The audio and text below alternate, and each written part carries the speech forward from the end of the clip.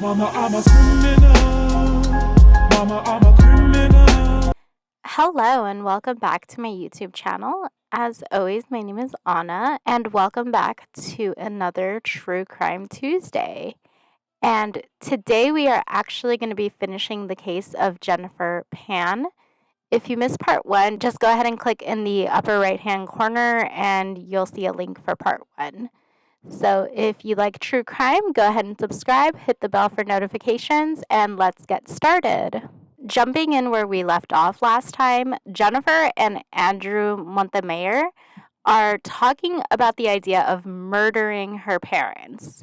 Well, Andrew would bring in his roommate, Ricardo Duncan. He was the hitman. So the plan initially was to have Ricardo kill Jennifer's father, Hugh Han Pan, and she would have Ricardo do it in the parking lot of Hugh's store, which is called Kobe Install, which was like a tool shop. But here's where their stories kind of divide. Jennifer claims that she gave Ricardo $1,500 allegedly from what she had been getting from like piano lessons. After this, they were supposed to speak over the phone later to sort of plan out the murder. However, Ricardo disappeared, ghosted her, wasn't answering her calls or her texts. And a few months later, in July, Jennifer finally put together that she was ripped off. Now, Ricardo does say that Jennifer called him in early July demanding that he come and kill her parents, but that Ricardo told her no, and that the only money she ever gave him was $200, which he gave back to her. So after this happens, Jennifer and Daniel are back in communication and wanting to plan this murder out. So, like, Daniel has connections, I'm guessing, because he gives Jennifer a spare iPhone and a SIM card and hooks her up with his acquaintance, Lenford Crawford, or Homeboy. So Jennifer would ask Homeboy, what's the going rate for a hit? And he would tell her 20K. But since she's a friend of Daniel's, that he'd be willing to do it for 10K. Here's the thing though. Ricardo would get a deposit of $2,000, and Jennifer pretty much told him, you get $2,000 now, and then the rest after my parents die and I get my inheritance, which was actually estimated to be around $500,000. So he's like, okay, sure. Going forward, we're now in November, and Jennifer is walking around planning out this murder, and she has two phones. So one of them is a Samsung phone, which she uses for everyday use, and then she has this iPhone that Daniel gave her, and that is what she uses for her criminal planning. But a curveball would come to Jennifer on November 2nd, when Daniel was explaining to her through text messages that he wanted out because of the fact that he still had feelings for Catherine. And Catherine had those same feelings. She texted Daniel, so you feel for her what I feel for you, then call it off with Homeboy. Daniel would respond, I thought you wanted this for you. And Jennifer would reply, I do, but I have nowhere to go. And Daniel would write her back, call it off with Homeboy. You said you wanted this with or without me. And Jennifer responds with, I want it for me. The next day, Daniel texted and he was like, I did everything and lined it all up for you. At this point, it seems like Daniel does want out of the arrangement, but within a couple of hours, they're back to their old ways, texting, flirting. He got over it pretty quick, it seems. So later that day, Crawford would actually text Jennifer, and he would text her, I need the time of completion. Think about it. Jennifer wrote back and would say, today is a no-go, dinner plans out, so won't be home in time. Over the following week, there was a bunch of text messages and phone conversations between the three, Daniel, Jennifer, and Crawford. So on the morning of November 8th, this is the day of the murders, Crawford texted Jennifer, "After work, okay, will be game time." So this is the night that everything is going down. Jennifer tonight is finally going to have her parents murdered. So that night, Jennifer was watching TV. She was watching Gossip Girl and John and Kate Plus 8 in her room. And her father was reading the news down the hall, I'm guessing like in his own room. And her mother, she had gone out with friends, but she would actually return around 9:30 p.m. She would get on her pajamas and then she was soaking her feet in the living room watching TV.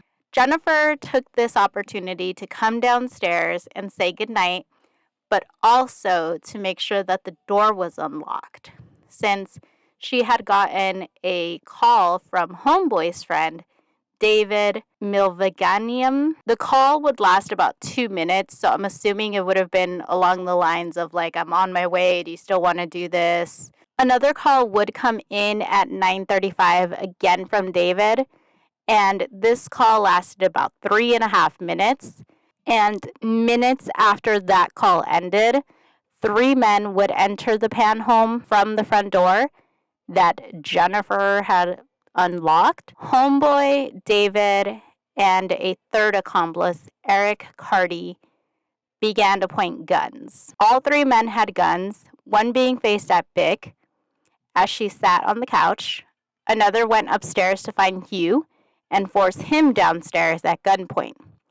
Now, according to Jennifer, Eric went upstairs, but he went to find Jennifer and tie her up using a shoelace. He then took $2,500 from her and then went to Bick's room and took an additional $1,100 from her nightstand. While the house was being searched in the living room, Hugh and Bick were in the living room speaking to each other. How could they enter the house? Bick was asking Han in Cantonese. "I don't know, I was sleeping," is what Han would say back to her. And then one of the intruders would tell them to shut up and that they're talking too much, and then demanding money. Han just had $60 in his wallet, and he was essentially just called a liar, and then they pistol whipped him on the back of the head. And while all of this is going on, his wife, Bick, is right next to him, essentially weeping and just like crying and just like pleading with these people like to not hurt her or their daughter. One of the intruders told them like, "Rest assured, she's nice, we're not gonna hurt her." So at this point, Eric moves Jen from her room and then puts her on the banister, like essentially ties her to the top of the banister at the top of the stairs.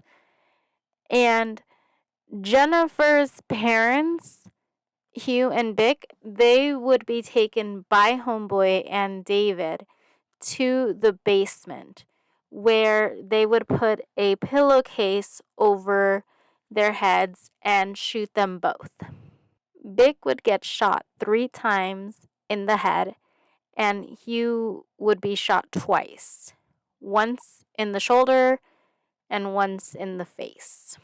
Jennifer would manage to get to her cell phone while she was tied up to the banister, and she called 911.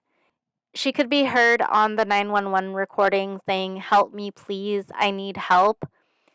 I don't know where my parents are. Please hurry." And about 34 seconds into the call, her father, Hugh, can be heard moaning in the background. And he was still alive, covered in blood, crawling up the stairs to the main floor. Jennifer would yell out to him that she was on the phone with 911, and Hugh would make his way outside of the house and neighbors reported hearing his screams and calling 911. Police and ambulance would arrive, and he would have to be taken to a nearby hospital. And then eventually he was airlifted to Sunnybrook. After they took initial reports, police started investigating into actually what happened in the Pan home that night, and almost instantly started realizing that things were not adding up. The most obvious being, why only shoot 2 of the 3 people in the house that night? Hugh's keys to his Lexus were sitting right in front of the door in plain view. Why wouldn't this have been taken? So police decide that they need to do an interview with the only available witness, Jennifer. They would interview her a total of 3 times for a total of 11 hours. Her first interview, which was the night that this happened, she stated that 3 people broke in looking for cash and that they had tied her up to the banister and took her parents and shot them in the basement. 2 days after this interview, they would do a second one. And during that second interview, the police wanted to ask her mainly how she managed to call 911 when she was tied up to the banister and the phone was in her pocket. So they were trying to get her to explain how exactly she managed to get to her phone. And essentially in the interview, they got to the point where they had Jennifer stand up and kind of like had her imitate where her hands were tied up and where her phone was, and kind of have her show them how she got to the phone to be able to call 911 that night. And Jennifer, she did manage to give them enough answers to where they couldn't arrest her, so they had to let her go. And up to this point, Hugh, her father, he's still in the hospital fighting for his life. And he's actually been put into a medically induced coma. And on November 12th, which was 3 days after the break-in, Hugh would wake up. So this tells investigators that they now have a new witness, which I bet is something Jennifer was not expecting. So police interview Hugh, and he gives a completely different story than Jennifer. And the story that he gave would be Jennifer's pretty much nail in the coffin. Hugh told investigators that, in fact, Jennifer had been talking to the intruders as if they were like her friends, and that, in fact, she had not been tied up, but was able to walk around the house. Physically, Hugh had a broken bone near his eye, and fragments of a bullet would be in his face that doctors just could not have removed. And he also suffered from a shattered neck bone. Luckily, though, a bullet had just grazed his carotid artery, which, if you don't know what that is, it's basically like blood vessels in your neck, which give blood to your face, brain, and neck. So police interview Hugh, get his side, and then they decide to conduct one last interview with Jennifer. And this would happen on November 22nd. Jennifer Pan was interrogated by police for over 4 hours. This interrogation initially started about Jennifer and her beliefs, her religions, her upbringing. I'm thinking that this was a strategy that was used to set up like a baseline for later to be able to tell if she was lying or not, so that they could kind of go off of like when she was acting, like say when she was telling the truth, she was playing with her glasses. And then they start interviewing her and they ask her a question, and all of a sudden now she's like messing with her eyeglasses. Like it's kind of like their tell that they're lying sort of deal. So that's mainly what baselines are good for. Jennifer would then talk about her schooling, and she would tells investigators that her parents pushed education a lot to her, as well as piano. Investigators then asked Jennifer if she feels pressure was put on her by her parents, and that she did. Then they get into the actual questions and begin by asking and questioning about the phone. And Jennifer explains that she has two different phones because she was waiting for like her contract to end so that she could switch, and that her friend Daniel had given her the iPhone. Jennifer would say that she spoke to her father and that he had asked her if Daniel was the one behind the attack, and that she had told him no, that she wasn't sure. About an hour into the interrogation, Jennifer starts to talk about the people involved in the murder and how she met them, and any money that may have been given. Then investigators moved to asking her why she was essentially the only one that was alive, why she was the only one that was tied up to a banister and left alive.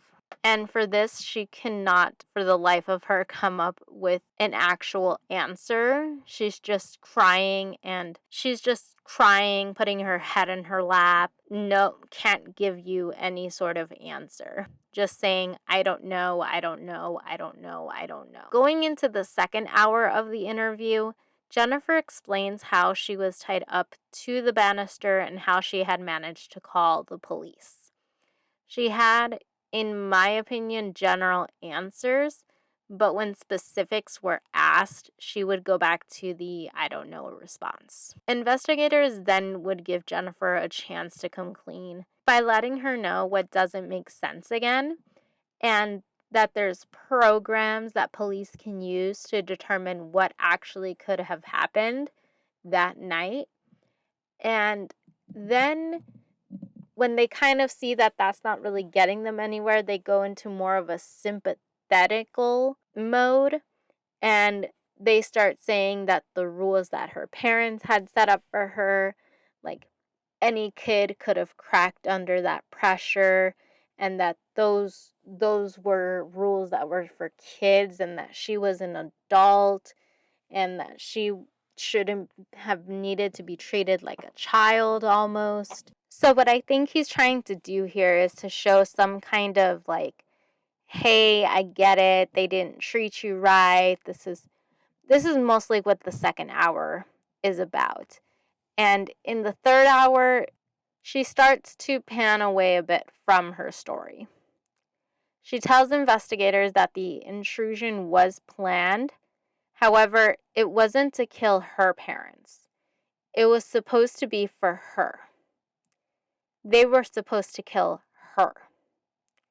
It was supposed to be a suicide masked as a break-in gone wrong, claiming that she wanted them to just come in and kill her.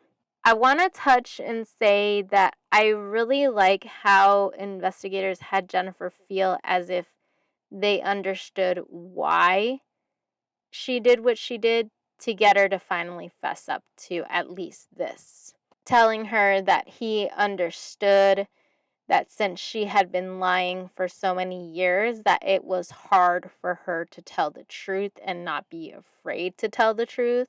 And then finally, Jennifer would be arrested for murder, attempted murder, and conspiracy to commit murder. The trial for Jennifer Pan began on March 24th of 2014. It would go on for almost 10 months, and Jennifer would take the stand and try to explain away the text messages, and kept pleading a story that yes, she had ordered a hit in August, but that she 3 months later no longer wanted to go through with it. Ultimately, 10 months later, on December 13th of 2014, Jennifer would be found guilty of first-degree murder and attempted murder. She was sentenced to 2 life sentences with possibility of parole after 25 years. Daniel Wong, Leonard Crawford, aka Homeboy, David Milangvaniam would also meet the same fate, being sentenced to 2 life sentences with possibilities of parole after 25 years. And that is the case of Jennifer Pan. So go ahead and let me know what you think down below and any case suggestions that you may have. And my question for you is, what is your opinion on this case? Do you feel that she was overpressured and that justified this? Or do you feel that tough luck, we all have to deal with stuff? Me personally, I kind of feel like I said in part 1, she could have told her parents, I need help to finish high school. I need help with this. I need help with that. Instead, she chose to try to kill them, unfortunately killing one of them. But that is all from me. You guys have yourselves a wonderful rest of the day. And thank you so much for watching this video. And this video will be out before the 31st. So Happy New Year. And I will see you all very, very soon. Bye. Mama, I'm a criminal. Mama, I'm a criminal.